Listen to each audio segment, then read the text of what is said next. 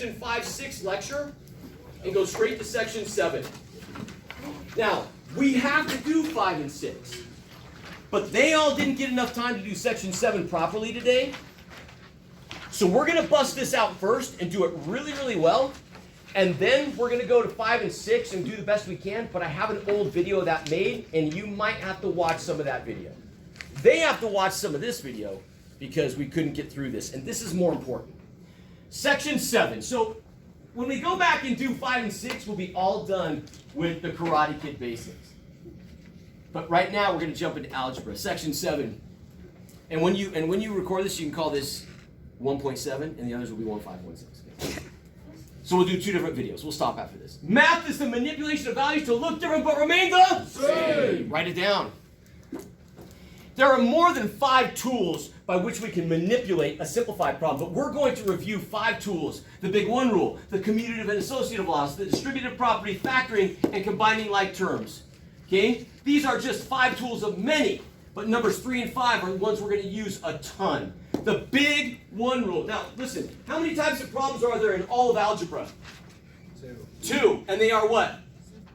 Simplify and solve. Very, very good. And we differentiate them by what? The equal sign. Excellent. Okay? So, in chapter 1, right, we've already done chapter R. In chapter 1, all the problems on the chapter 1 test are simplified problems. There's no equal signs. Everything's a simplified problem. And these 5 tools allow us to manipulate things in the simplified realm to look different but remain the same. We have already discussed the big one rule. We did it in the R chapter, but we're going to do it right now with some algebra. Remind yourselves of the big one rule. Any number times 1 equals what? Everybody. Write it down. And any number divided by itself equals what? 1. Write it down. So the first thing we see up there is that the big one rule can be used to build things up or to simplify things, known as tearing them down. We want you to write an equivalent expression with the given denominator. 4/5 equals this box over 5y. What do I have to multiply 5 by to get 5y? Y. What has to go on top? Y. And I literally am asking you, why? Why do we have to have y over y? Say it loud. It's the big one. That's right. We can multiply anything by 1, and it remains the same. And we have to manipulate things to look different, but remain the same. So it allows us to keep the laws of math. 4 times y makes what? 4y. And that's the answer that goes in the box. The next one. We've got 2 over x equals box over x squared. What do I have to multiply x by to get x squared? X. What has to go on top? X. And why do I have to do this? Because it makes the big fetching 1. And this makes what over in there in the box? 2x. Hard or easy? Easy. Oh, you're so smart, you know it. Okay? Negative 42y over 18y. We're being asked to simplify this. Makes sense. We like to simplify fractions. Okay? Is there anything that we can cancel out right now? The y's. So I like to say y, bye-bye. Those suckers are gone. We got negative 42 over 18. Yes, if y over y is 1, then we can just get rid of it. And it is. Anything divided by itself is 1. How about 42 and 18? What are they both divisible by? 6. You know your times tables. Negative 6 times 7 over 6 times 3. The 6's are the big one. We're left with negative 7/3. Do you know what the number one mistake is on this problem? What do you think it is? They put the y. What's that? They leave the y. They leave the y. That is definitely a common error. They leave the y. The negative. What do they do with the negative? Yeah, they leave it out. They don't put it in the answer. They just forget about it. You know, they're so focused on simplifying this, they forget that negative's got to come along into the answer, right? And that's one of the reasons we've been focusing on stuff today. We're going to talk about that when we go back to 1.5 and 1.6 in a moment. That's just some of the basics we're going to cover. The next tool of manipulation is called the commutative and associative laws. Okay? What does it mean to commute? To go somewhere. Simply put, to move, right? So write that down. To commute means to move. We can move values in certain problems in math and the value remains the same. This works in addition and multiplication, but not in subtraction nor in division. So look at this with me. Okay, we're just going to do this in your workbook together. What's 2 plus 3, everybody? 5. Right, 5 there. What's 3 plus 2? 5. So we moved the 3 and the 2, but they remain the same answer, right? Come down to this. What's 2 times 3? 6. And 3 times 2? Yeah, we moved the math, but the answer remains the same. But we can't do it in subtraction. What's 3 minus 2? 1. And 2 minus 3? -1. Yeah, 1 does not equal -1. And what about this right here? 2/3 equals 3 over 2. 2/3. I'll go ahead and do the calculation for you. It's 0.6 with a bar over it. And 3 over 2, does anybody know what that is? Decimal? 1.3 bar. 1.5. 1.5. So yeah, 0.6 does not equal 1.5. So it doesn't work in subtraction and division. We can't move that stuff around. Then I get students that say, okay, Brother Rich, it works in addition and multiplication, so if I have 2 times 3 plus 4, I can rearrange that to 2 plus 4 times 3. No. It has to all be addition or all be multiplication for it to work. Let's go ahead and do this. Do this on your paper in 2 steps. 1 step and then the answer. What's 2 times 3? 6. So we'll end up with 6 plus 4, and 6 plus 4 is 10. And then on the opposite side, we got to do 4 times 3 first, don't we? Because order of operations. So that's going to be 2 plus 12. Agreed? Yeah? And that's going to be 14. So those don't equal each other, right? So you can put a big old no equal sign in between there. Let's do this real quick. Let's do this one together. 2 plus 3 and 5 plus 5. 5 plus 2, 7 plus 3. They are the, I have a 2, a 3, and a 5, and a 2, and a 3, and a 5, but in a different order, right? I just rearranged them. I commuted them. Here I have a 2, a 4, and a 6, and here I have a 2, and a 4, and a 6, but in a different order. What's 2 times 4? 8 times 6? 48. 6 times 2? 12 times 4. They are the same when it's all multiplication or all addition. We clear? Okay, let's drop down a little bit. I don't know if that goes to the next page or not. Does it? Yeah, maybe so. Why isn't this working? There we go. Okay, it says write an equivalent parentheses expression. The reason there's a parentheses there is we want to put the word same in there. Equivalent is just a big fetching word for same, okay? So I want to write something that is the same as x plus 7, but I want to use a commutative law. So what is something I can do? 7 plus x. Hard or easy? Yeah, okay? So xy. yx, okay? So on these 3 right here, you're telling me you've got 7 plus x. You're telling me you've got yx. And then on the last one, I have xy minus 7. There's only one answer that's correct here. That's not true. There are 2. What is it? It's not 7, it's z. Oh, it's z. My bad. Z. xy minus z. Yx minus z. Okay, so because it's subtraction, I can't say z minus xy, can I? No. Because I can't rearrange it. So what do? I can say yx minus z. Now, I did have a really sharp student in the last class, and he said, hey, brothers, can I do negative z plus xy? And he was right. You can. If you don't get that, don't worry about it, because I didn't want to confuse all the students. But basically, he has taken the value of this that is negative z and the value of this, which is xy, and he's just rearranged them. Okay? We're not going to worry about that for now. This is the easy answer. Okay. The associative law. The associative law is an extension of the commutative law. What's an association? Well, it's a group of people, typically. Church of Jesus Christ of Latter-day Saints is an association. Alcoholics Anonymous is an association. Okay? So, in math, associations are also groups, and we denote grouping symbols with parentheses.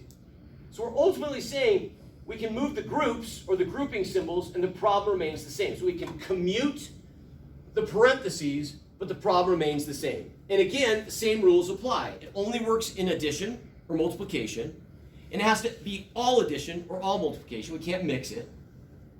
So let's go ahead and do this and see if it works. See, this is a mix of multiplication and addition. What's 2 times 3? 6. Okay, and we're going to say that is 6 plus 4, right? which makes 10. Does this equal, we got to do 3 plus 4 first, agreed? Right, so we'll have equals 2 times 7, and that makes what? That makes 14. Those don't equal each other, so we can't mix. We go to the next one, right next to it, it's all being multiplied. 2 times 3, and 6 times 4, 24. And the one next to it, we'll do 3 times 4. First 3 times 4 is 12. 12 times 2, 24. So 24 equals 24. So you see, you can move the parentheses around. Notice the parentheses was around 2 and 3. Here it's around 3 and 4. So go ahead and write me an equivalent expression using the associative law with this one here. What would you write?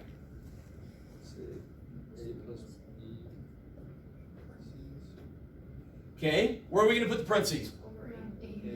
Around A and B, and then plus 3. Agreed? Hard or easy? Easy. Yeah, so we can commute the associations. It says look at the homework together. No thanks. You guys don't need to waste any time looking at the homework together. These are simple concepts. You can go and do this on your own. Okay. So at the beginning of class, I reviewed maybe the most important lecture that I've shared with you all semester, and that is what's going to make you a different and better math student, and that is showing your work and not requiring your brain to hold on to stuff. Can I share something with you about that? Okay? All those steps I put on the board, is that math? Mm-mm. The math is the 2 plus 3 is 5, and 2 squared is 4, and 7 minus 3 is 4, something like that. That's math. All those steps, you know what that subject is? It's called accounting. Okay? So if you major in accounting, you have to keep track of every single number. And being good at math is about accounting. It's not about being good with numbers. You're good with numbers, but you got to get good at math by being accountable for everything. And this is a fascinating concept, accountability. You know, we just got to know a general conference, and we were reminded that our prophet has told us to repent when? Repent when? Daily.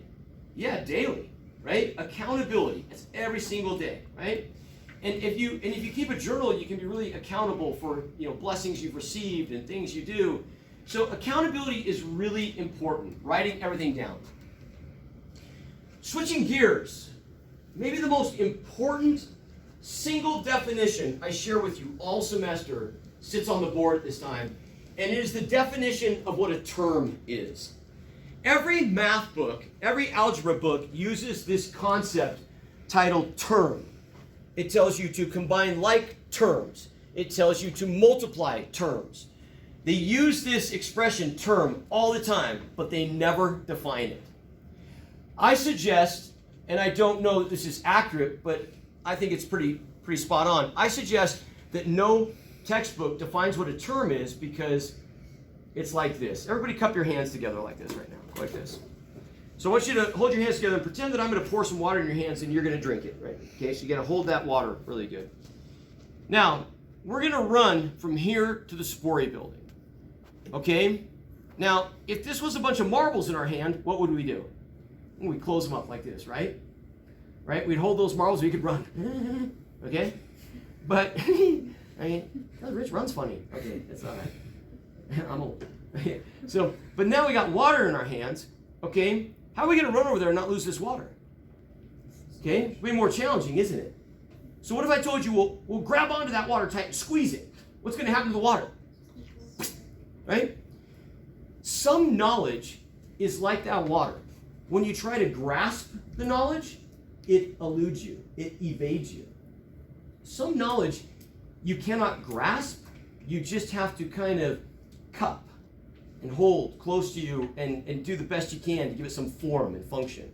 I believe that's why no math book defines what a term is, because ultimately a term is separated by a plus or minus sign, and the sign before a term always goes with it. Let me give you some examples of terms to help you better understand.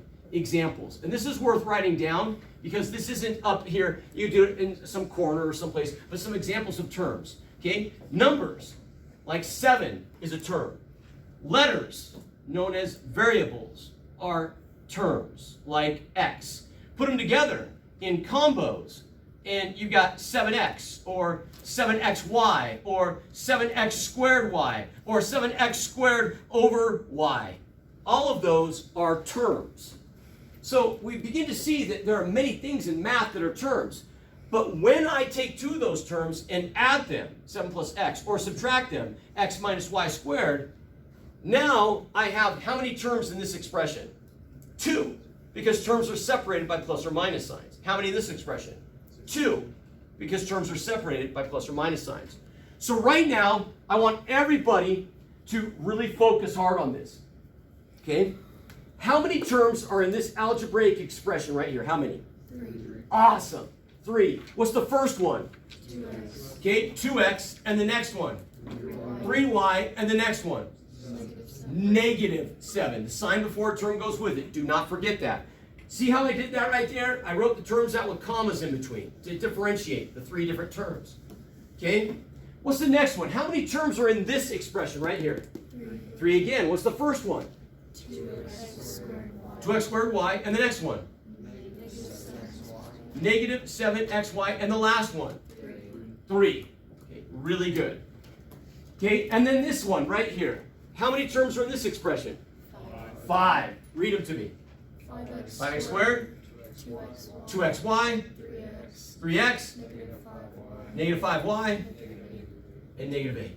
Really good. All right. So,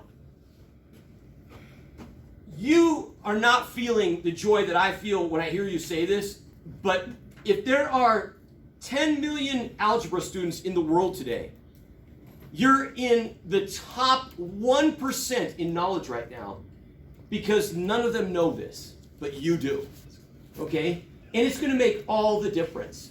I once told you, when you started algebra, if you had been taught that there was only 2 types of problems, solve and simplify, you probably wouldn't be in this class. I'll tell you right now, I know for a fact, if you knew what a term was, you would have never taken this class, because this is huge, all right? And it's going to be a big player in how we approach all of our problems from here on out, because when I tell you what a term is, you're going to know what the fetch it is. Okay, case in point right here is this next concept called the distributive property. To distribute means to multiply. Multiply, right? Multiply there. Okay? To distribute means to multiply. Okay? So I'm just going to point some stuff out to you, and then we're going to go to the next page. The term, now we know what a term is, we can talk about it. The term outside the parentheses with its accompanying sign is known as the distributor. Inside the parentheses, you have terms, sometimes 1, sometimes 2, 3, or more. This term has to go to all of these terms through the process of multiplication. So we're going to take -3 times x and -3 times -7. -3 times x is -3x, -3 times -7 is +21. We cool? Let's go to the next page. Right now, I want you guys, for just a couple of minutes, I want you to distribute these 4 parentheses. Okay? Just really quick, I want to ask you, in problem number 1, what's the distributor? Problem number 2, what's the distributor? Problem number 3? -2/3. And the last one? -1. Very good. Okay, go ahead and do those. We'll pause for a second. So, -5, go ahead. What's problem number 1? Read the answer to me. -5 No. Tell me the answer. -5x plus -5y plus 25. -5y plus 25? Okay, say woo if you agree. Woo. Okay, I agree. Okay, look at number 2. Maybe you had to use a calculator here. You had a decimal. I would have to use a calculator. 4.6x, yes? Yes. And then what? Minus 3 point what? 9. Minus 3.91, okay? Number 3. This one was interesting. You had -2/3 times b minus 12. Take -2/3 times b and -2/3 times -12. -12 is the same as -12 over 1. 3 cancels and goes in here 4 times. -2/3 b, negative and negative make a +8. Should have been -2/3 b plus 8. Say woo if you got it right. Woo. I'm impressed. That's a tough one. Last one. Tell me the answer. 8 minus x. All right. Distributing parentheses is a algebraic tool we use all day long. We're going to use this constantly. So understanding terms becomes really critical. Factoring. Factoring is the fourth tool. Factoring is the complete opposite of multiplication. Okay? The opposite of multiplication is what? It's division. So if distributing is multiplying, then factoring is dividing. And that's what we do. We will divide right there. Okay? Here are your 4 steps to factoring. They're in this nice little red box. I want to show you something really interesting here in this example, and then we're going to do some examples. Okay? So, if I have -3 times x minus 7, and my distributor is -3, I get -3x plus 21. Agreed? When I distribute. So that's distributing. Okay? But the opposite of distributing is factoring. And if I factor, I actually start with the end here, -3x plus 21, and I look at this and I say, okay, how many terms do I have? 2. And what do those 2 terms share in common, meaning what are they both divisible by? 3 or -3, okay? And so we say, hey, this is the common factor of -3. So we'll put this over -3 and this over -3. And then we simplify, and we're left with x, and this one's -7. We put that in parentheses, and we put the common factor outside of it. Notice, what we begin with, we ended with. What we began with, we ended with, right? They're the opposite processes of one another. Let's go to the next page, and let's do a couple of these together, and I'll give you a second to do a couple of them on your own, and hopefully Grace will not make a 3rd video. Grace is turning red, I love you. Okay. It's all good, Grace. I can't tell you how many times I've done this, and I've had to splice together so many videos because I keep hitting stop instead of pause and all that stuff. Okay. 9a plus 27b, 9a plus 27b plus what? 81? All right, all eyes up here. We're being asked to factor this. Okay. How many terms are in this expression? 3. What are they all divisible by? 9. 9. So our common factor that we've identified equals 9. So we're going to take 9a, put it over 9, 27b, and put it over 9, and 81, and put it over 9. We're going to put a parentheses here. The 9 is the common factor. It goes outside the parentheses. These cancel, and all the leftovers go inside here. 3b and plus 9. There's our answer. You guys cool with that? Okay. Let's do the next one together. Okay. 18a plus 24ab. 18a plus 24ab. How many terms? 2 terms. What do they share in common? 6a. I'm impressed. I'm impressed that you not only got the numerical value, but the variable value. They both have an a and a 6. So your common factor equals 6a. So we put this over 6a and this over 6a. And we're going to say that this is 6a times, this makes what? 3, and these cancel. 24 divided by 6 makes 4. The a's cancel, and you're left with b. That's your final answer right there, okay? All right, on the last 2 here, I'm going to give you a second. Let's go ahead and pause. We good? Okay. All right, in this problem right here, how many terms? 2. What do they share in common? A. That's it. So our common factor is a. We're going to put this over a and this over a. These cancel. And we're left with x minus 1. Good job. Not nothing. People sometimes say nothing. There's no such thing as nothing in math. Nothing doesn't exist on any number line. Okay? 1 is what happens when those 2 cancel each other out. Okay? Very good. All right, now this one's a little more challenging. But we can see that they all share something in common. What is it? It's the 3 in the denominator, which is 1/3 ultimately. So your actual common factor here equals 1/3. Now I want you to think about this. That means if you divide this by 1/3, because remember, dividing is what factoring is, isn't it? So ultimately, don't I have 2/3 divided by 1/3? Yeah? In that first problem, 2/3 divided by 1/3 is 2/3. Change division multiplication and flip the second fraction. What happens? Notice what happens. The 3's cancel each other out, and you're left with what? 2. So I want you to see a pattern that's happening here. We're getting rid of the denominator, and we're left with 2x. What do you think we're going to be left with in this one?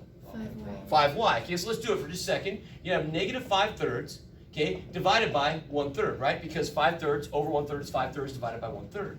you're going to change division to multiplication and flip the second fraction. These cancel, and you're left with negative 5. So you have negative 5y, because the y is there. Obviously, 1/3 divided by 1/3, anything divided by itself is 1. But what's interesting there again is that what was left is the numerator, because we got rid of the denominator, and that's your final answer. You guys cool?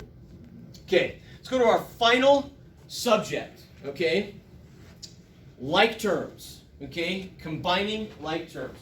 This is another super heavily used concept in algebra. That's why we've got the little star right here, okay? Right there, little star. A like term is when individual terms have the same variable and degree combination. The only thing that differs is the big number. We talk about these symbol methods, but we're going to actually do these 3 problems together. So the first thing I want to do is I want to do number 1 together. Then I want to talk about number 2, and then I'm going to cut you loose on number 3 to do on your own, okay? And then we're going to be done with this section, and we've got to talk about the other ones briefly, okay? 2x plus 3y minus 7, 2x plus 3y minus 7, plus 12x minus 5. So if I was taking a test, and I was given this problem right here, and I was given no directions, and if you look at this right here, there really are no directions given, okay? But it does say how many terms exist and combine the like terms. But let's say you were given no directions, okay? First of all, how many terms do exist up here? 5. There are 5 terms, okay?